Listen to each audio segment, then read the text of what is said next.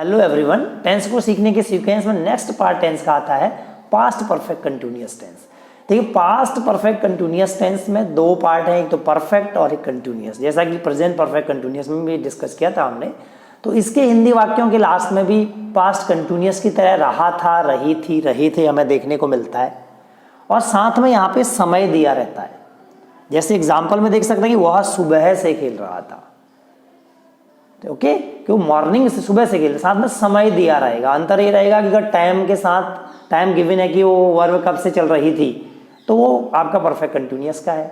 अगर टाइम नहीं दिया हुआ है तो वो पास्ट कंटिन्यूअस का है। वह खेल रहा था, पास्ट कंटिन्यूअस। वह सुबह से खेल रहा था, पास्ट परफेक्ट कंटिन्यूअस। वह पढ़ रहा था, पास्ट कंटिन्यूअस। वह 2 घंटे से पढ़ रहा था, पास्ट परफेक्ट कंटिन्यूअस।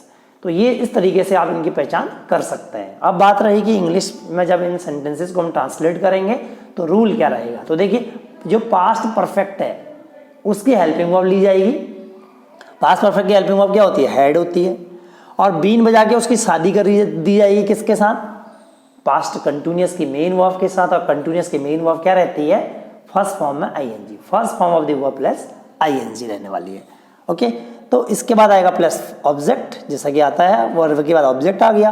अब टाइम को अभी हम इंग्लिश में ट्रांसलेट करेंगे ना, टाइम को भी तो लिखेंगे, तो सिंस या फॉर में से एक वर्ड यूज होगा, प्लस टाइम आ जाएगा। जब नेगेटिव बनाएंगे तो हेल्पिंग वर्ब के बाद नॉट आ जाएगा। इंट्रोगेटिव बनाएंगे तो हेल्पिंग वर्ब बाहर आ जाएगी। ठीक है, हेड को स्टार्टिंग में लिख देंगे, पीछे का सीक्वेंस सेम रहेगा।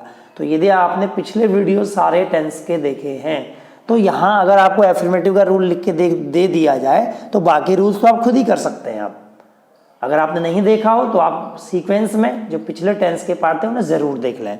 तो जब नेगेटिव बनाते हैं तो क्या करते हैं? हम हेल्पिंग वर्ब के बाद नॉट लिख देते हैं थर्ड प्लेस पे, first, second, third. Negative interrogative जब बनाएंगे तो हेल्पिंग वर्ब को बाहर ले लेंगे, और इंट्रोगेटिव नेगेटिव जब बनाएंगे तो हेल्पिंग वर्ब बाहर भी, सब्जेक्ट उसके बाद आएगा नॉट, और पीछे का सीक्वेंस हमारा सेम रहने वाला है। अच्छा, सिंस हमारा पॉइंट ऑफ टाइम के लिए यूज होता है। पिछले वीडियो में डिस्कस किया गया था कि लाइक कोई एग्जैक्ट वॉच का टाइम दे रखा हो कि 2 बजे से पढ़ रहा है वो, या वो पर्टिकुलर किसी डेट से पढ़ रहा है, ऐसा कुछ दिया हुआ है, या पर्टिकुलर किसी ईयर से लाइक 2005 से या 2004 से 2003 से कोई काम हो रहा है, या कोई कहीं रह रहा है, या कहीं जॉब कर रहा है, या कॉलेज में मतलब जो है कोई और काम कर रहा है। तो इस तरीके से अगर कोई सेंटेंस है कर रहा था उसमें आएगा, तो हम उसे परफेक्ट कंटिन्यूअस में काउंट करते हैं और उसमें सिंस यूज करते हैं। और अगर वहाँ पे आ रहा है कि 2 आवर्स से, 2 डेज से, टाइम इस तरीके से दिया हुआ है तो यूज होगा फॉर। अब इंग्लिश वही सेंटेंस जो हमने पहले लिया था कि वह सुबह से खेल रहा था, तो हमें सिर्फ हेल्पिंग वर्ब उसका चेंज करना है, तो मैंने वही रिमूव किया है। अब हेड यूज कर सकते हैं, यहाँ पे हेड ही आएगा इसके साथ, जो रहा था है। तो यहाँ पे क्या होगा? He had not been playing since morning. यहाँ पे हेड स्टार्टिंग में आ जाने वाला, इंट्रोगेटिव है, और इंट्रोगेटिव नेगेटिव है तो आपका हेड स्टार्टिंग में आ जाएगा। ठीक है, तो वही हमने केवल हैज़ को, हैज़ वहाँ पे हैज़ ऑब्लिक हैव को रिप्लेस करके अगर हेड कर देते हैं तो वही पास्ट में कन्वर्ट हो जाता है। कहीं ना कहीं ये एक दूसरे से मिलते जुलते टेंस के पार्ट रहते हैं। तो जब बच्चे को, किसी को भी, लर्नर को ही समझ में आ जाता है कि ये जो टेंसेस के अलग अलग 12 पार्ट्स हैं ना, तो कहीं ना कहीं ये एक दूसरे से लिंक रखते हैं।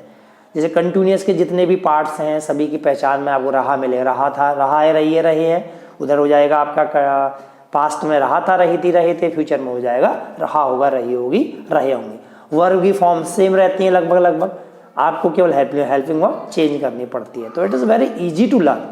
और अगले वीडियो में हम लोग फ्यूचर परफेक्ट कंटिन्यूअस टेंस सीखने वाले हैं, उस वीडियो को आप जरूर देखें। और उसके बाद एक सिंगल वीडियो जिसमें सारे टेंसेज को बहुत कम टाइम ड्यूरेशन में कवर किया जाएगा, और जिसे आप इजीली आप लर्न भी कर पाएंगे। लेकिन पहले आपने अगर डिटेल में सारे वीडियोस देखे हों तो उसे सीखना आपके लिए काफ़ी आसान होने वाला है। तो इसलिए अगर आपने पिछले वीडियोस नहीं देखे हैं तो आप उन्हें ज़रूर देख लें। तो आई होप अगर आप सारे वीडियोस को देख रहे होंगे तो आपको टेंस काफ़ी आसान लगने लगे होंगे, और इनकी प्रैक्टिस कर रहे होंगे तो आप इन्हें सीख भी गए होंगे। तो अगर आपको वीडियो अच्छा लगा हो तो आप वीडियो को लाइक करें, चैनल को सब्सक्राइब करें और अपने फ्रेंड्स के साथ शेयर करें। Thank you.